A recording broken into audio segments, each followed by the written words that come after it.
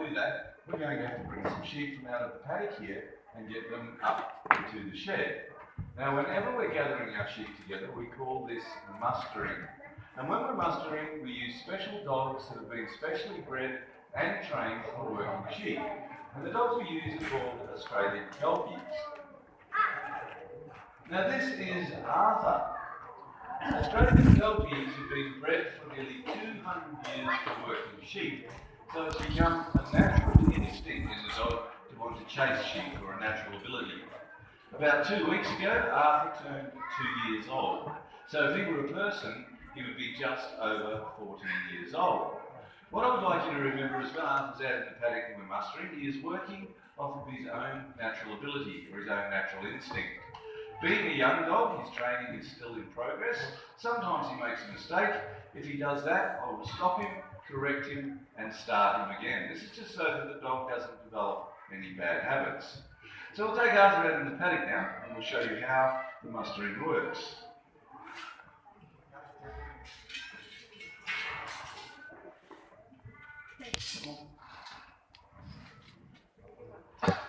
Sit, please. Now when the stockman, that is me, is mustering, I will control the dog, and in turn the dog will control the sheep. We use 3 basic commands to work the dog. The command round will send him to the left-hand side of the sheep, the command back will send him to the right, and the command stay will keep him in the one position. Now I'm going to start this muster by sending Arthur to the right-hand side of these sheep, and that command will be back. Behind? Oi, come behind. Oi, sit please. Sit. Go back. So the command back, sending him to the right-hand side. Once he gets down here, you'll see the sheep move off the fence, and the dog will try and bring the sheep back towards me. Push him up. Good boy.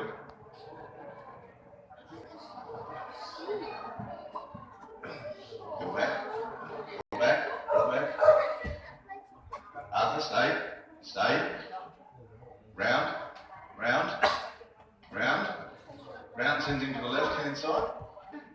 Now we'll work the sheep back up towards the shed. Good boy. Push him up. Push him up. Push him up. Good boy. Steady. Steady. Steady. Come behind.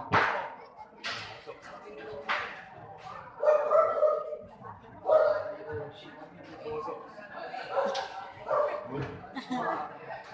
Stop.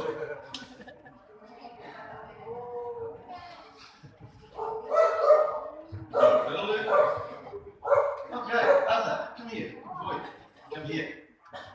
Come here. Sit. A very, very important part of working our dogs is reward. And we do that very simply by giving them a pat, letting them know that we're pleased with the job that they've done, and then he's more than happy to go back to his kennel. So he did a good job there, mate. Good boy, away you go, please. They're just running a bit.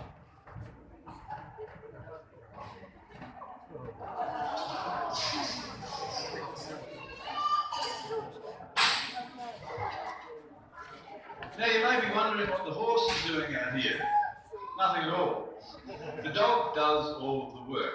All the horse is for is to provide transport for the stockman or the stockwoman, so we can keep up with the dog and the sheep and stay in control of the mustering.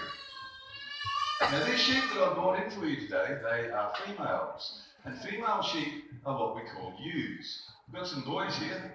I'll introduce them to you now. 4 years old.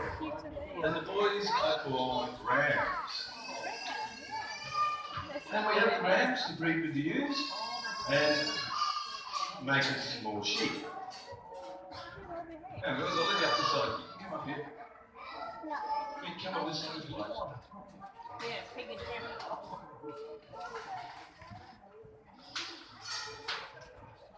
Alright, now when the stockman's out in the paddock mustering or just working, we like to stop and have some morning and afternoon tea. The same as we all do when we're working. Morning and afternoon tea for the stockman would be billy tea.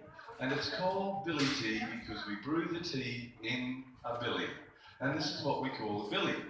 So it wouldn't matter what type of tea leaves we put in here, down to the bottom. It's the same pressure that's keeping the water in the billy. So by doing this, we can have a quick, clean cup of tea, get back on the horse and catch up with the sheep before they get too far away from us. Now just to show you that I'm not tricking, we've got plenty of water in the billy. Now I need a volunteer. This bloke just here looks like a good volunteer. Come on down, sir. Yeah? Yeah.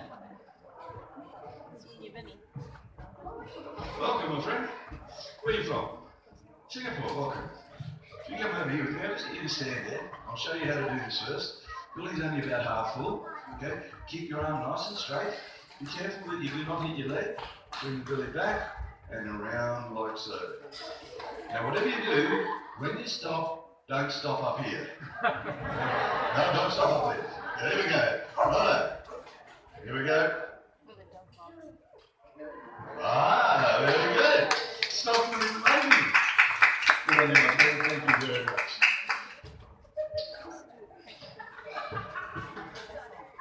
Alright, now, before I show you how we shear a sheep, you're welcome to go up there, guys, from that stand. Before I show you how we shear a sheep, we're going to have to move the sheep from here and get them into the catching pen. As this sign suggests, this is the catching pen. The shearer will catch the sheep in here, drag it out through this gate and shear the sheep on the floor just here. Of course, whenever we're moving our sheep, we use our dogs. Hey Jack, here come two more. Now this dog here, his name is Jack, and Jack is our oldest dog. Jack here is over 12 years old, so if he were a person, he would be over 86 years old, and he would be retired. But he's not retired, he still loves chasing sheep, and it's something that he wants to do. The dog up here on the podium, his name is Bill, and Bill is in fact Jack's son. This dog here, his name is Rusty. Rusty, come here, good boy. Rusty is 6.5 years old, and he is the father of Arthur. And Arthur was the dog you saw mustering in the beginning of the show. You'll also notice that Rusty and Arthur are different colours to Bill and Jack. Rusty here and Arthur are what we call red dogs. Bill and Jack are what we call black and tan. They are, however, all Australian Kelpies, and these dogs are all, in fact, related to each other. So we're going to use Rusty and Jack now and get the sheep into the catching pen. You ready, Jack? You're always ready. You ready, Rusty? Come on, boys. Round, round, round. Push him up. Turn around, girls. Push him up. Push him up. A bit nervous this morning. Push him up. Come on. Set him up, Jack. Push him up. Push him up, Rusty. Push him up. Come on, boys. You're being a bit lazy. So you notice the sheep always want to move away from the dog. So simply just by having the dogs with me, it makes my job much, much easier, as the dogs are doing the majority of the work for me. All we have to do is teach them how to close gates. Once again, a very important part of working our dogs is reward. Again, very simply, we give them a pat, let them know we're happy with the job they've done, and they're more than happy to go to their kennel. Sit. Rusty, sit. Boy. Up over. Rusty, up over. Quick. Jack. 86 years old. Goodness. Old dogs out the gate. Giving them a pat, they're more than happy to go back to their kennel.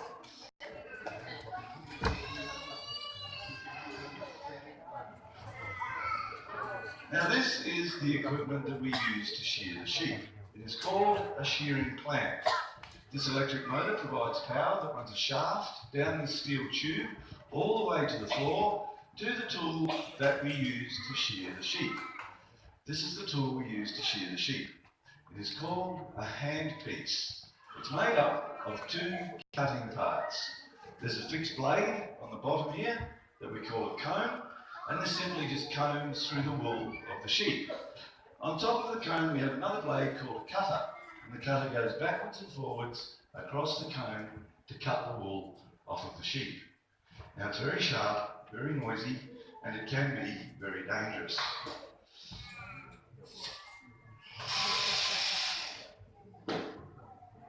This is the modern way of shearing sheep, so it's the easier way. It wasn't always this easy. More than 100 years ago, a shearer would work for 10 hours a day with the shears, and in 10 hours he could possibly shear 80 to 90 sheep. Very, very hard work. With the modern way of shearing that you can see here, it's still hard work, but nowadays a shearer can shear 150 to 200 sheep in a day. Another piece of equipment that's made life a little bit easier for the shearer is this thing just here. Now this was invented by a shearer who had a very bad back, and he couldn't shear sheep anymore. How do you suppose he got the bad back? Pretty obvious. Spending all day in this position shearing sheep. No good for you. So what do we do with this? Do we stick the sheep in here, make it a bit easier to shear? No, don't think so. This is for the shearer. You'll notice when I'm bending over, the springs are working above me. They're in fact taking about 50% of the weight off of my lower back. So it's preserving my back and making my day a little bit easier. A very, very good invention.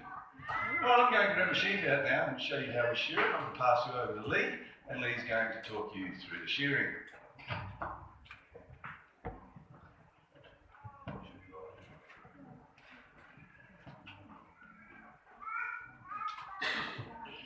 So when the shearer catches the sheep, the first thing he does is he turns it upside down very quickly. This gets the sheep off its legs, and that way it's completely under control and it can't get away. Big one or a little one? Everyone picks a big one.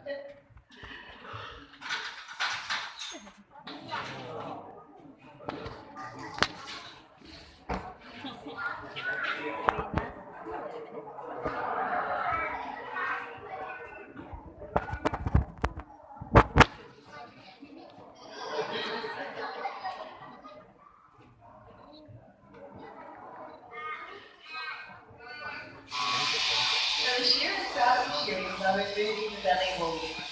And it's one shearer, usually 4 or 5 working together, and we call them a team of shearers.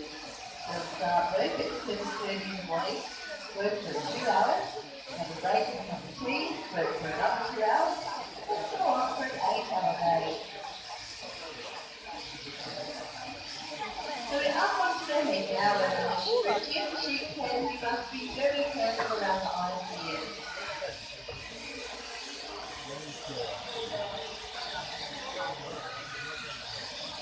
Now the neck is the most difficult part of the sheep to shear, and as you can see, the hand piece goes underneath the wool, and the shearer has to feel for the skin before opening out the wool to see where he's going.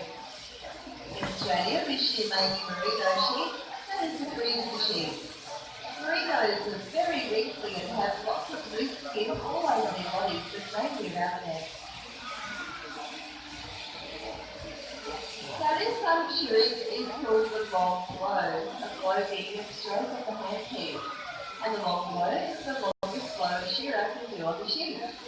From one end of the sheep to the other, so he can remove a lot of wool very quickly when he does the long blow.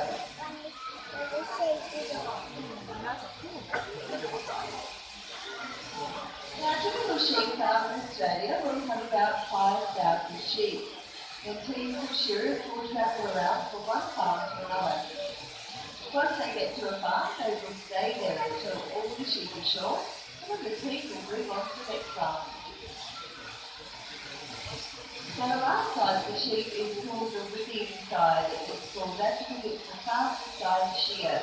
Having already removed most of the wool, all the shearer has to do now is to whip down the last side very quickly, so he can finish that sheep, get out another one, and shear as many as he can in a day. Now, a shearer will be paid about $3 for every sheep they shear.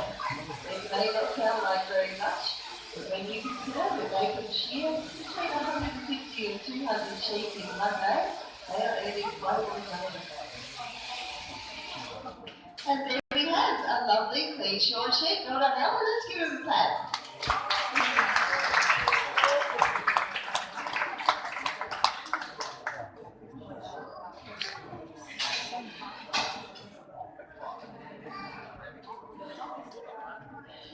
Now, in the wool of sheep, there is a natural grease called lanolin. You've probably all heard of it. A lot of skincare products and ladies' cosmetics are made from lanolin. It's very good for your skin. It's also very good for the sheep itself. Immediately after a sheep is shorn, it will produce a very large amount of lanolin that will cover its own body grease. And this protects it from the weather, keeps it warm and dry. So we can put the sheep outside immediately after shearing at any time of the year, even in the winter time, and they don't suffer at all. Now when I rub the body of the sheep on the freshly cut wool, for a good hard rub, you'll be able to see the lanolin shining on my hands. It's very greasy, this one, I can certainly feel it. So after the show, when the sheep is back in the catching pen, you might like to go over there and give the sheep a rub, just like I did. Rub it a long time, and then rub it all over the face. You'll have lovely soft skin. You'll smell terrible, you'll smell really bad, but your skin will be very good.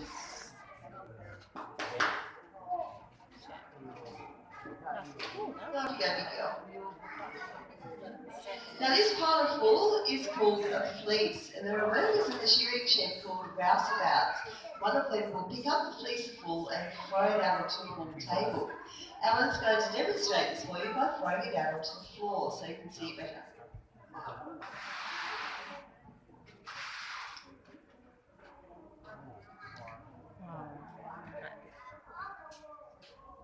Wow. And as you can see, the technique of shearing gets all the wool in one piece. It's all joined together just like a big rug. And that's very important because when the rouseabout throws out the fleece, all of the short wool from the legs and dirty, greasy wool from under the legs comes to the edges of the fleece. So we can skirt around the fleece now and remove this wool, and this process is called skirting the fleece. We start on the back leg and work our way along the edge, up to the front leg here, and some of the very short wool come around the neck. And the reason we do this is to improve the value of the fleece, because these pieces we've just removed are far less valuable than the main fleece wool. And these pieces are called pieces. Now Australia produces some of the best quality and finest wool in the world. This beautiful fleece wool is made into very high quality clothing. Things such as men's suits, ladies' jackets, evening dresses, all very expensive. This is how much wool the sheep will produce in 1 year. It's about 5 kilos. That's enough wool to make 3 complete men's suits. Now, if you were to buy those suits, they would cost you over $1,000. But the value of this fleece is about $50. That's how much a farmer gets for a fleece of wool. The rouseabout will pick up the fleece now and put it into a wool press. This metal box here is the wool press. And we'll put 40 to 50 fleeces in here, press them down very tight, and that's how we make a bale of wool, just like this one. Now, most of Australia's wool is exported, and we export to many different countries. But the main one today is, where do you think? China, that's right. The belly wool and the pieces, they'll be made into woolly socks, woolly jumpers, blankets for the bed, that sort of thing. And all these little bits that are swept up, these are called locks, and locks will be mixed together and made into a material called felt. Felt material can be made into many different things. Here's just one example. This is a felt hat made from pure merino wool. I'm sure there's lots of other things you can think of that are made out of felt. Okay, so I'll hand you back to Alan now, and he will see you through the rest of the show. Thank you, Lee.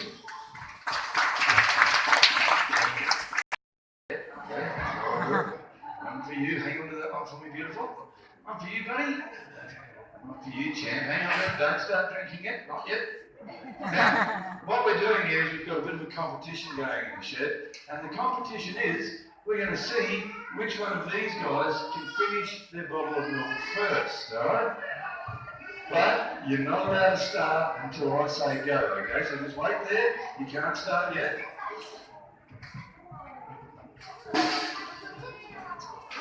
Now I want you to hold on to your bottles with 2 hands. I want you to get ready.